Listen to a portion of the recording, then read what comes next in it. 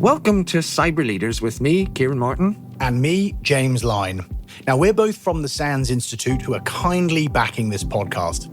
I myself am a massive geek, and I've spent my career chasing cybercriminals around the internet. Now, I'm not a techie. I dealt with cybersecurity policy and operations in the UK government and set up the National Cybersecurity Centre. But now together, James and I are trying to unpack for you the world of tech security and all the complicated things that it involves. That's right, Ciaran. This podcast is a voice for security leaders. We want CISOs, security directors and beyond to build up your knowledge around what works, what doesn't, and ultimately secure your organizations more comprehensively and quickly. And hopefully, make life a little bit more difficult for cybercriminals on the way. Now, last time we heard from the amazing Shashank Joshi, defense editor of The Economist, about how the baddies make life difficult for us in cyberspace, but in so many other different ways. That's right. He told us all about how cyber fitted into wider political tensions. Us geeks often like to think of this stuff as technical problems, but we have to contextualize it in policy, in economics, and grand society. But for balance, James, surely we need a bit of geek time this episode. We sure do. So I was thinking, James, we might actually want to get some CISOs on the show. Always good to hear from people actually doing the job day to day. And Ciaran, we probably ought to get a little bit more global. Well, I have a plan that can help us fix both of those things. Is it a guest by any chance? It is indeed, and a really exciting one with lots of useful things to tell us. Well, now you've built them up. You got to tell us who it is, Ciaran. Come on, surprise. Well, this is a brilliant CISO. She's based in Finland. She's originally from the Philippines, no less. And I'm guessing, I might be wrong, but there's probably a Venn diagram of Finnish CISOs and people from that wonderful Southeast Asian country, and she's the only person in the intersecting bit of this Venn diagram. We've gone extremely global. I like it. Well, amazing. And look, not only that, I think this is really, really cool for the purposes of this podcast. She's not just the CISO of any old company. She's the CISO of a cybersecurity company. And I don't know if that's some hitherto unknown existential level of risk to carry. I will say that bossing around cyber geeks does tend to come with the cobbler's shoes problem. So this could be fascinating. Well, absolutely. I've no doubt we'll come on to what it's like bossing around a bunch of cyber geeks and telling them how to stay safe. But first, we'd better tell you who this guest is. She's well capable of handling all of these issues and imparting her wisdom to us on so much more. I'm delighted to welcome Christine Bejerasco, the CISO of WithSecure in Finland. Hello, Christine.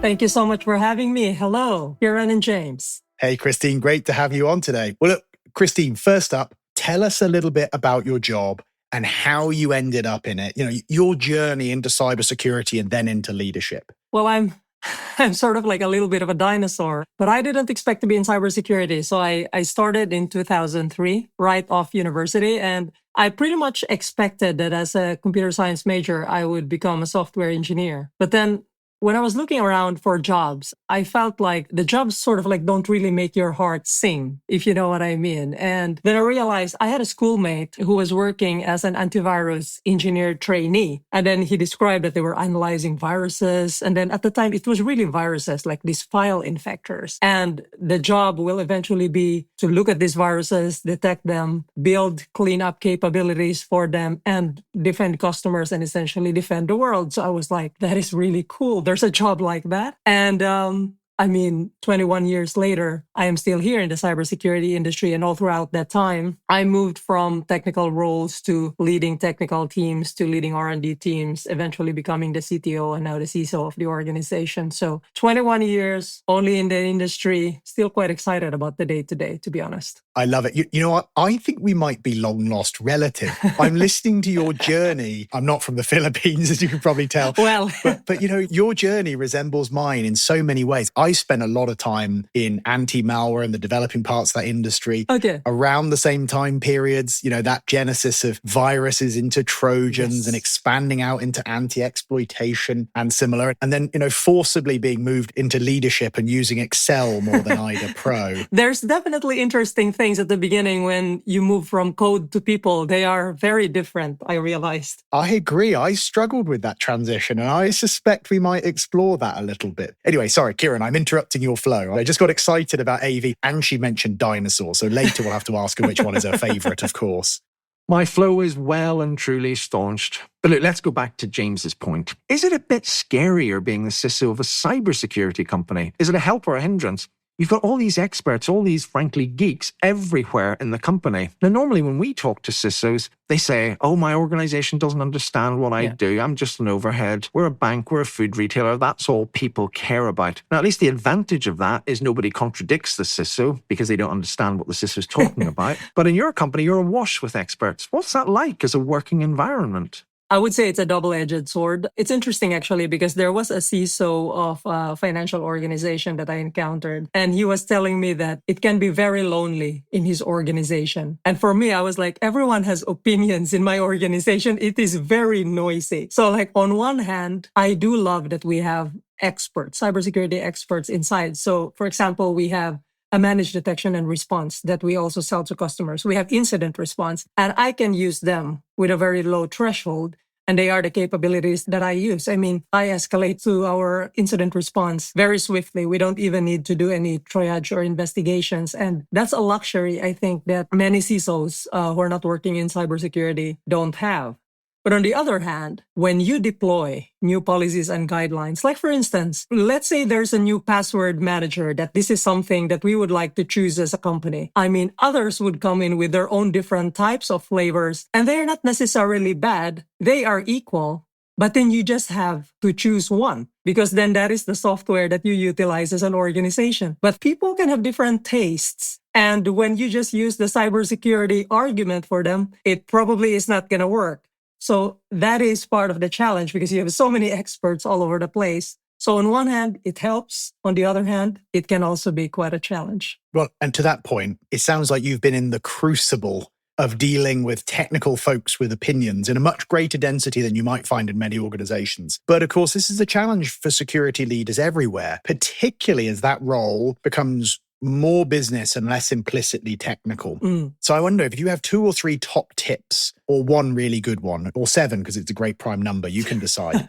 But, something that you would share with people that's really good for getting buy-in from more technical folks who have all these opinions. What's the best thing you can do to get people kind of aligned to the decision you make as a leader in that scenario? So usually data helps quite a bit because a lot of these technical people, they pride themselves in also being data-driven when it comes to their decision-making. And therefore, data, for instance, related to threats or data that is especially internal data that is based on our history as an organization, what we have experienced, and how we could handle this better. Information like that is quite helpful in convincing technical people that this is the way forward. So for instance, that scenario where we're talking about password managers, it's really about talking about the attack surface. If you have 200 password managers, that just expands your attack surface rather than just having one. So at the end of the day, you can just tell them come on, let's be realistic. Our IT can't handle 200. Let's just decide. We have one. Logic and data. Exactly. Powerful stuff. Yeah.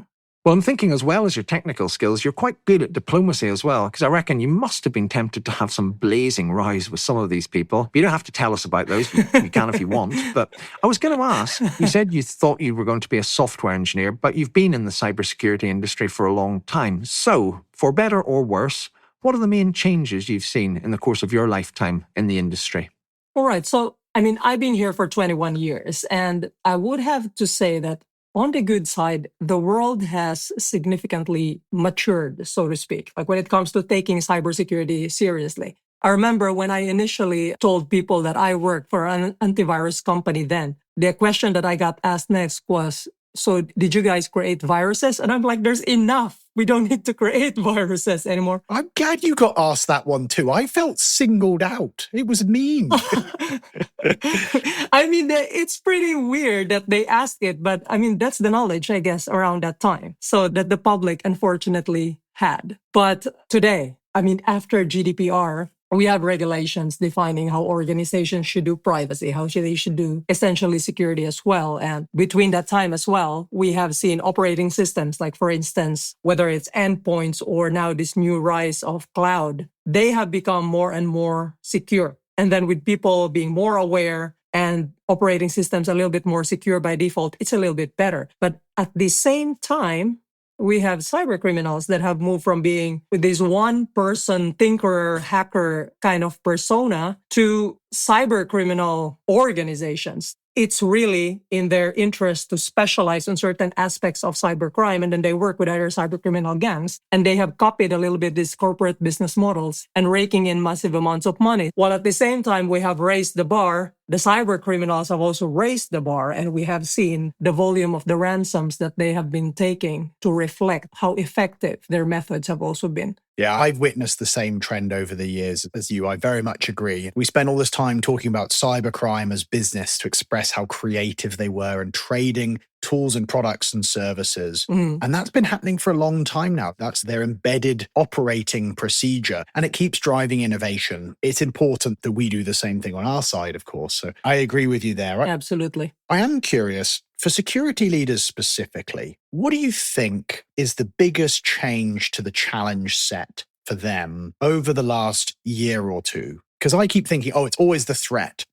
But I could say that about the last 20 years of my profession, right? It's always more, bigger, faster, more innovative, more creative. But there's new stuff happening too, technology trends and business and so on. Yes. What do you think the big changes are for security leaders more specifically, more recently from your side? Well, something more specific, for example, to the past 2 years are really the volume of regulations that you would now need to comply with or work with. And this could either be direct regulatory impact or indirect impact via your customers. And there's just a little bit more and more of this, such that sometimes it tips the priority from security to compliance. So there are even times that, you may get challenged on this, like within the organization, to say that does that particular work really improve security? And sometimes we end up doing some work for compliance itself, even without meaningful impact in security. And that's happening because of these compliance requirements as well. To that point, I love that you went there. Look, we sit here in the UK and we don't fully hear about all the regulations. we do a little because we do business, of course, there. And some of that has been imported into our law. But for better or worse, they don't kind of fully apply. And I thought that was a really interesting point about that balance of security and compliance, where both matter.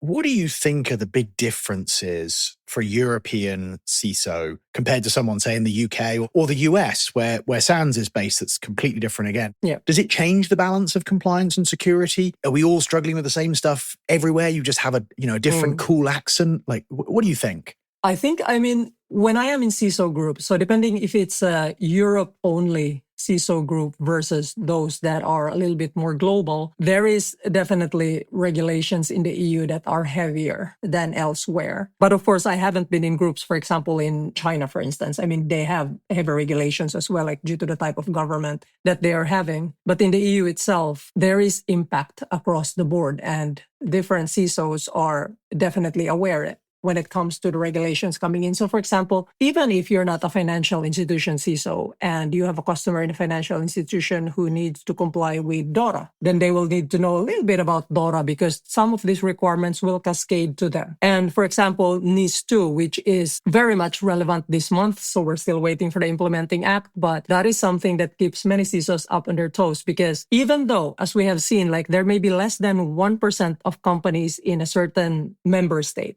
that is impacted, but their customers could be impacted as well. So since managing third-party risk is one of the areas being tackled, so you can think of these requirements as like seeping in through the supply chain, which means that the impact could even be felt even outside the EU because the customers could just, for example, like put this in their due diligence questionnaires and put this as requirements. And if they're a relevant or significant enough customer for an organization, even though they don't necessarily need to comply with NIS2, they might need to do that to satisfy their customer requirements. So that's part of the tricky bit that it cascades, and it can cascade even outside the EU. Yeah, for sure. There's going to be this global matrix of more and more regulations and requirements between getting the real security work done and the compliance stuff, depending on where you're trading. It's going to be an interesting few years. Hey, quick shameless plug. It's non-commercial, so everyone will forgive me, I'm sure.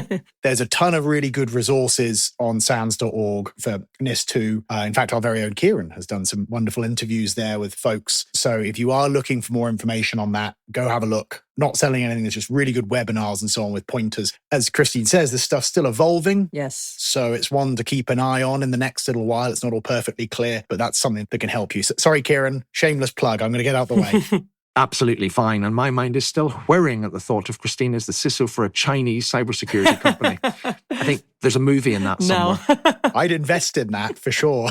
But let's stick with the West for now. So you've mentioned these two, the Network Information Systems Directive. Yes. And if anyone here is uninitiated in DORA, that's the Digital Operational Resilience Act in the EU. And as you've said, there are a welter of regulations, principally coming out of Brussels, not the only jurisdiction. But I think back to Ronald Reagan's famous speech many years ago, and he said the most dangerous sentence in the English language is, I'm from the government and I'm here to help. Now, you're a practitioner, you're a professional. You've talked about this, that you went very quickly to regulation when we asked you about the change in the environment over your time in the profession. So has all this government intervention made stuff better or worse?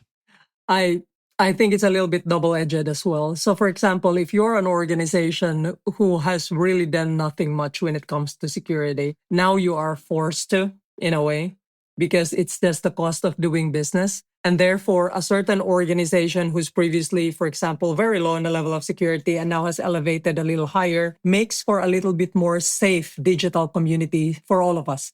Because that operator or that organization is probably part of our supply chain somewhere. Now, as for organizations who have been diligent and who have done self-regulation and who have elevated their security before any of those regulations come in, sometimes the optimization, the efficiency that they may have done in security, and sometimes it means shortcuts in some areas for gains in some others, they can no longer do that. Because everything would now have to be properly documented, properly audited. There are like schedules that you need to do. And it adds quite a bit of the overhead that people would need to do, even though they have created optimizations for it already. So in a way, it impacts maybe a little bit more. Those have been a little bit more diligent in advance versus those who have been like super relaxed and now they need to elevate something. And I agree with that trend wholeheartedly. Hey, follow-up question for that. If that's going to be more the default moving ahead, for lots of reasons, right? The requirements for documentation, for regulations,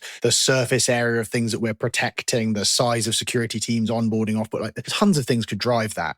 How do you think it might change the shape and size and skills of security teams? Do you think with that being more of a default, CISOs need different types of people, different skills? Is it the same people we have now, but we got to add some project managers and some writers? Mm-hmm. Do we need to train people more in business communication and documentation skills? Like, how do you get ready for more of what you just said, do you think? I think the trend is already shifting towards that direction. I mean, some CISO offices, like for example, my office, we already have a program manager because the CISO office obviously is cross-functional and there's something that we are building across the organization. So we label it under Secure by Design, but it's not just about software. It's about, for example, how do you build a Secure by Design finance? How do you build a Secure by Design recruitment, etc.? And in order to do that, you need to run projects cross-functionally, and you need to talk to people who actually don't speak the technical language. And therefore, either technical people would need to elevate their skills, or you need people who can communicate with that and then work a little bit with operations. Bridge communicators, if you will. Exactly. Yes. That's really interesting. So I think what you're saying there is, hey, look, this stuff's going to have to get more proactive. It is, yeah. You got to think about how you're architecting it, the business processes, yes. Et cetera, not just reacting to alerts in logs and so on. Absolutely. And if you're going to do that, you got to talk to people proactively about business problems and business setup and be able to speak their language. We talked about that stuff in this industry for a long time. I got to say, there's a lot of security teams who've got quite a lot of work to do on that. That's going to be more of a default, I would think, right? I completely agree. I mean, to be honest, I don't even think we can scale when it comes to the cybersecurity skills that we need. So if we think that we can be the overlay security for the whole organization, I think we're in for a disastrous future. I mean, we need to realize that only in thinking how we can truly embed security as part of the work that people do, can we make this scalable and sustainable. Because we don't have large security teams. And even if you have an open position, I don't know if you can even find really the right kind of persona, the right kind of people who can fit the bill. So you might need to train the existing ones and just build it into the processes. That's really interesting. I've been seeing things trend that way too. You build the stronger, more deeply technical, capable, skilled central team. They're dealing with skills fragmentation. You need specialists on, cloud versus AI versus this versus that. It's not just, when you and I started, it was the security person. Yes. It was kind of one role definition. And now you're kind of talking about proactively engaging with business and communication skills, and now scaling through embedding into nearby roles. Like IT has to do security work too, not just the security people. So absolutely. I think the big takeaway from me on what you're saying here for CISOs and security leaders listening is take an hour, go for a walk, and have a think about your organizational structure and your makeup of skills and your ability to engage the broader organization proactively versus reactively, and what that might look like in your organizational design. I think that's really good advice. But Christine, I'm going to pivot on you, if you don't mind. Go for it. Before we solve all of the world's cybersecurity talent issues in one podcast, easy peasy. Hey, look, you've written some really interesting stuff. I had the chance to get around the place and Google a little bit and read what you said. There's some stuff there from, the Forbes Technology Council and elsewhere. And we noticed that you're very much in this kind of don't blame the user camp of security. Tell me a little bit more about that. Why is that? And more importantly, is that argument winning? And if we can't expect the user to be safe, well, what are we going to do about it? I got to blame someone. Can I blame you? Is it your fault? I believe at the moment, so when it comes to the winning, I think it's still a little bit 50-50. And we are not quite getting there yet, but I'm glad it's 50-50 rather than maybe 10 years ago when it's really that I always hear that humans are the weakest link in cybersecurity. And it has become like quite a pet peeve for me because I feel like it's a cop-out.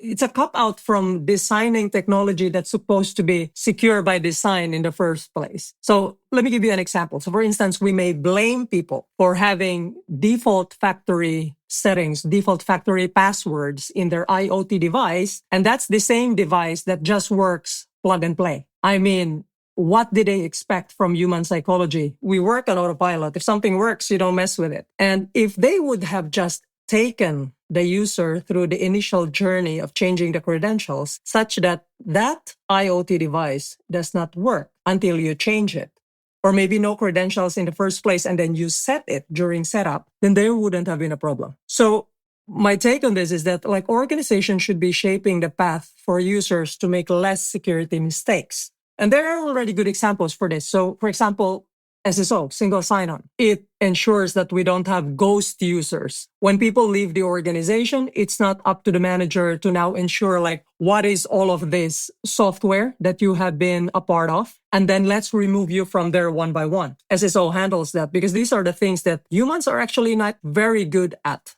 in remembering these things. And then also on this regard, and I can talk all day about this because I'm really passionate about it. So technology designers should be designing technologies that take human psychology and security into the design and then simulate how that same technology can be misused by malicious humans for their own benefit and to the detriment of others.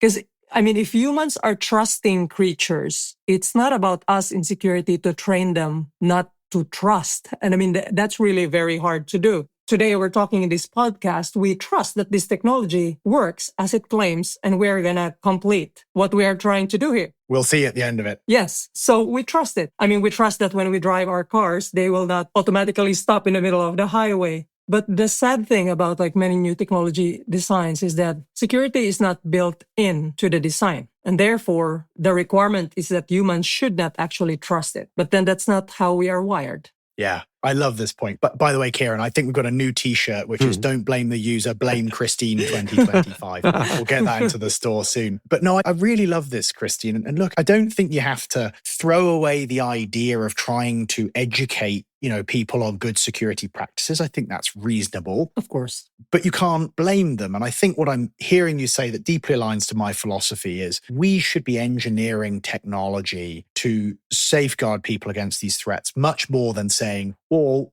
you're an idiot for clicking on that link. And if we add an extra dimension in the here and now, you look at how AI is reducing the cost, increasing the velocity and improving the quality on the offensive side. Some of these campaigns, I just don't think are reasonable to expect even pretty intelligent people to detect right? It's no longer the look for the bad grammar and the dodgy link and so on. Some of the stuff is really, really convincing. Exactly. Yeah. So I love that default. And perhaps for all our security leaders listening, yes, we should continue trying to educate folks. But what are we doing over the next couple of years to remove the burden, the possibility of users making mistakes? What investments can we do after that? Anyway, sorry, Ciaran, you've got to shut me up. I'll keep talking about this too.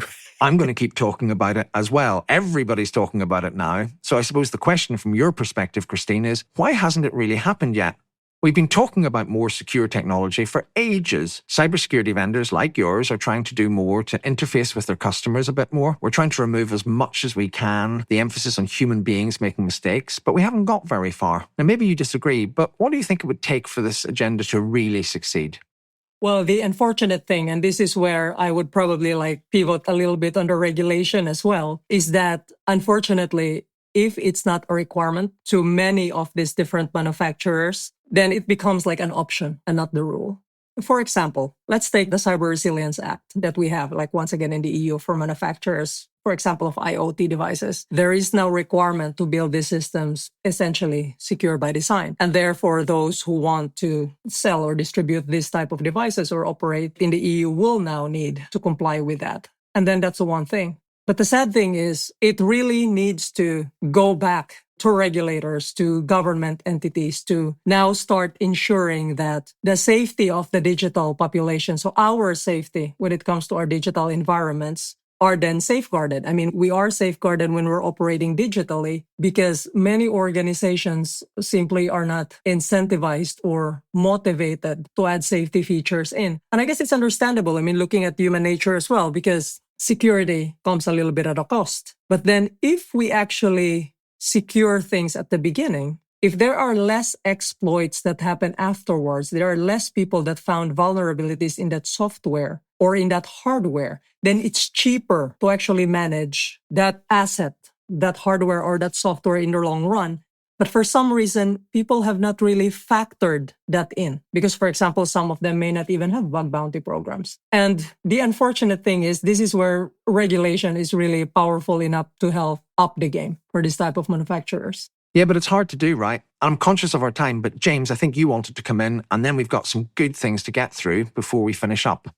I know this is the problem when you have such an interesting guest who's actually doing the job day to day. I could pick your brain all day, Christine. Hey, I'd love to ask you this one. Go ahead. What's going on in technology that either really worries you or gives you hope for the future? You could pick one of each if you'd like to. It's up to you. Or you could pick the same thing and make it both. It's your choice. I think I spoke a little bit about what worries me as well. So these repeating same patterns on when we design how we expect this tech to be used but not misused. And the thing with that is we keep on designing more complex things, which is great. But then security continues to be an afterthought, as we just discussed, unless, of course, regulation requires it. Now, the same thing that has happened with IoT devices is now happening with AI models as well. And these things, unfortunately, have a tendency to blow in our faces first before we spend now, afterwards, considerable resources in fixing them. So that's what worries me. But then it also gives me a little bit of hope that our digital society does not really tolerate too much anymore technologies that introduce insecurity. And therefore, these organizations are also forced to recalibrate and start redesigning with more security in mind. Now, my hope is that there's going to be a lot of pushback from security-minded customers, which is happening now across B2B, towards this organization that are selling these offerings, so that these security-minded customers are going to be the ones that are driving security for this capability as well. Right. Well, I'm going to pivot myself now because one of my favorite things that you've written, Christine, and I think it was in the context of quite a long article about good organizational cybersecurity, was you said, in 20 years in this industry, I have never been bored. So we're going to take you away from this quite deep and these intellectual arguments we've been having about the nature of the cybersecurity industry and where it's going. And we're going to ask you to tell us your war story or the threat actor you fear most, or one of those days where you thought, I am anything but bored. What's your cybersecurity highlight? And your favorite dinosaur. Mine's a Steganographosaurus, just so you know. All right. Let's see. Okay. So most exciting times, I mean, it's probably during the Mesozoic times in the early 2000s. So Nicely done. So network worms, they were pretty normal. So for those who have not been born then, so you probably have heard about WannaCry in 2017.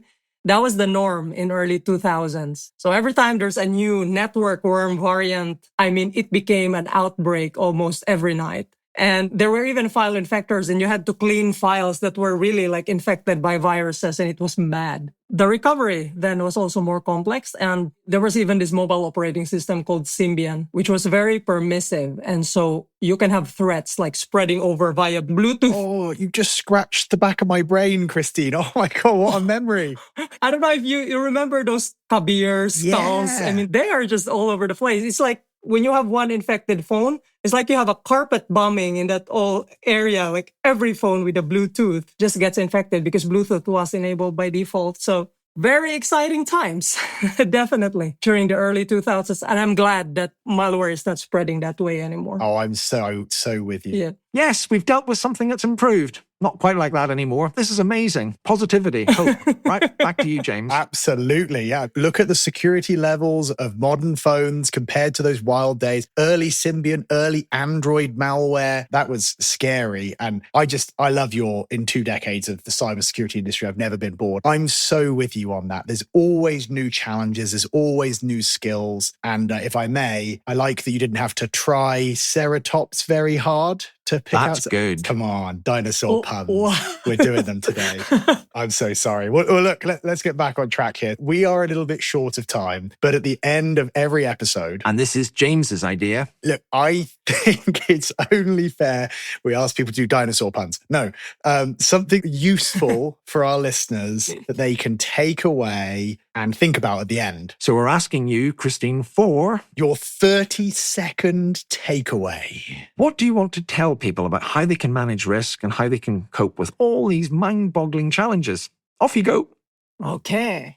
All right. 30 seconds. So in a world or in a time of data breaches, we need to be more intentional in building secure communities rather than just secure organizations. This means that when choosing vendors, we can and should opt for more secure ones, even at the expense of certain capabilities. And if we don't have a choice, then how can we make our vendors more secure? And how do we reduce the risk to our customers? Because when we build secure communities, the steps that we do effectively builds a secure organization for ourselves as well. And the digital ecosystem becomes safer for us all. Brilliant optimism, useful, practical advice. Thank you, Christine. Thank you. Absolutely wonderful. And you scratched the back of my brain and reminded me of age-old dark ages of anti-malware. And we made dinosaur puns. Dinosaurs, indeed. What a wonderful episode. This is going to be a really interesting journey for CISOs. And I love that you shined a little bit of a light on some of the things folks should be thinking about for the next few years. That was really helpful. Thank you for having me here. Well, that's just brilliant from Christine, I think. Don't you, Ciaran? Absolutely. Fantastic to hear from an actual CISO whose livelihood depends on protecting the reputation of the company. Now, next time, how about a bit of ransomware? Yeah, I wish we wouldn't talk about ransomware, but sadly it is still one of the beloved tactics of cybercriminals. It's mightily effective. But for now, I think that's it for today, right, Ciaran? Apart from feedback. Oh, yes. Feedback, please. We need that. Whatever is keeping you awake at night, we want to hear about it. So you can go to the podcast site or you can email us at cyberleaderspodcast@sans.org. And for today, thank you all for listening. I hope you learned something useful. So keep cybering. But for now, from me, Ciaran Martin. And me, James Line. It's goodbye.